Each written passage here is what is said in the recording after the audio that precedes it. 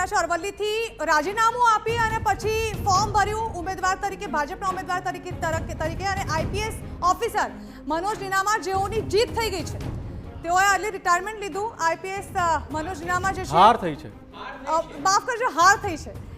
પોતે હારી ગયા છે. એ વખતે રાજીનામું આપ્યું ત્યારે પણ થોડું થયું હતું કે હવે કદાચ ભાજપ તરફથી લડશે અને ભાજપ જોઈન કરી અને પછી ચૂંટણી પણ લડ્યા અને ખરેખર એક મોટો ફટકો પડ્યો છે, કારણ કે ઉમેદવાર તરીકે જે રીતે તેઓ જોડાયા હતા, અર્લી રિટાયરમેન્ટ લઈ લીધું, પરંતુ હારનો સામનો કરવો પડ્યો છે. અવનીશ જોડાઈ રહ્યા છે સંવાદદાતા અરવલ્લીથી. અવનીશ, મનોજ નીનામાને એક મોટો ફટકો લાગ્યો છે, જે રીતે જીતના વિશ્વાસ સાથે પાર્ટી જોઈન કરી, ઉમેદવાર તરીકે ફોર્મ ભર્યું અને ત્યારબાદ ચૂંટણી લડ્યા, પરંતુ હારનો સામનો કરવો પડ્યો છે. ચોક્કસ કહી શકાય કે જે પ્રકારે તેઓએ રાજકારણમાં પ્રવેશ કર્યો તો પ્રવેશ કરવા સાથે તેઓની અનેક આશા અને સપનાઓ હતા કે આ પ્રકારે તેઓ પોતાની રાજકીય કારકિર્દી સફળ બનાવશે, પરંતુ જે પ્રકારે સમાચાર સામે આવી રહ્યા છે તે પ્રકારે 2744 જેટલા મતથી તેઓની હાર થઈ છે. તે પહેલા રાઉન્ડમાં જે પાછળ ચાલી રહ્યા હતા, ત્યારબાદ જ્યારે અંતિમ પરિણામ આવ્યું ત્યારે તેઓની હાર જે છે થઈ છે. એટલે કે કહી શકાય કે પૂર્વ આઈપીએસ મનોજ નીનામા જે છે તે પોલીસ અધિકારી તરીકેની નોકરીમાંથી સ્વૈચ્છિક રાજીનામું મૂકીને તેઓ રાજકીય સફરની શરૂઆત કરતા હતા. તે દરમિયાન તેઓની આ એક નિરાશાજનક તેમના માટે સમાચાર જે છે તે સામે આવ્યા છે. બિલકુલ, આભાર અવનીશ. તો મનોજ નીનામા પૂર્વ આઈપીએસ ઓફિસર જેઓએ ભાજપ તરફથી ચૂંટણી લડી, પરંતુ તેઓને કારમી હારનો સામનો કરવો પડ્યો છે. અજયભાઈ, વાત આમ તો અત્યારે મનોજ નીનામાની ચાલી રહી છે, પરંતુ રાજકોટના જંગલેશ્વરનો એક સવાલ મારે તમને વારંવાર પૂછવાનો રહી જાય છે. જંગલેશ્વરમાં જે પ્રકારે કોંગ્રેસની પેનલ જીતી, ભાજપે હારનો સામનો કરવો પડ્યો. આ પહેલા તો કોંગ્રેસનો ગઢ હતો, પરંતુ જંગલેશ્વરમાં પછી ભાજપે જીત હાંસલ કરી હતી.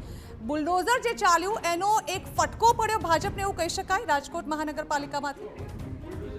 તો ભારતીય જનતા પાર્ટીને જંગલેશ્વરમાં પડ્યો, પણ એ જ બુલડોઝર પોલિટિક્સનો ફાયદો ભારતીય જનતા પાર્ટીને સમગ્ર ગુજરાતમાં પણ મળ્યો છે. એટલે કુછ પાને કે લીએ કુછ ખોના પડતા હૈ. એટલે હું તમને કહું કે ભારતીય જનતા પાર્ટીને ઓવરઓલ બહુ જ ફાયદો થયો છે બુલડોઝર પોલિટિક્સનો. હું બુલડોઝર પોલિટિક્સનું સમર્થન કરું છું એવું નથી, પણ બુલડોઝર પોલિટિક્સને કારણે ભારતીય જનતા પાર્ટીને ખાસો ફાયદો થયો છે.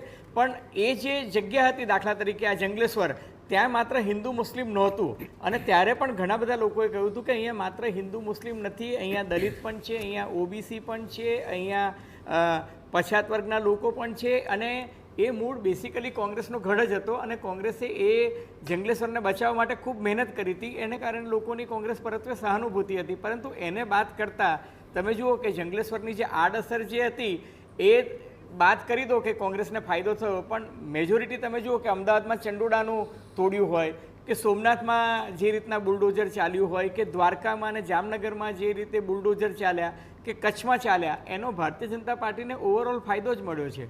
ઓકે, મહત્વપૂર્ણ સમાચાર મળી રહ્યા છે ગાંધીનગરથી. આપને અપડેટ આપી દઈએ. ગાંધીનગરથી સમાચાર એક મોટા મળી રહ્યા છે. જિલ્લા પંચાયતમાં ભાજપે ક્લીન સ્વીપ કરી છે. સૌથી મોટો વિજય અહીંયા થઈ રહ્યો છે. ભાજપના ઉમેદવારોનો તમામ 8 બેઠકો પર જીત્યા છે બીજેપીના ઉમેદવારો. તો સ્થાનિક સ્વરાજની ચૂંટણીમાં ભાજપનો ભગવો લહેરાઈ રહ્યો છે. વધુ એક અન્ય અપડેટ આપને આપી દઈએ. સ્થાનિક સ્વરાજની ચૂંટણીનું પરિણામ અને તેમાં અમદાવાદથી સમાચાર. ભાજપના હિતેશ બારોટ પણ વિજય નીવડ્યા છે. સ્ટેન્ડિંગ કમિટીના પૂર્વ ચેરમેન છે હિતેશ બારોટ, જે પણ આ ઇલેક્શન જીતી ગયા છે. ઉમેદવાર હિતેશ બારોટ વિજેતા છે, તેમની સાથે વાત કરશું. હિતેશભાઈ, શું કહેશો?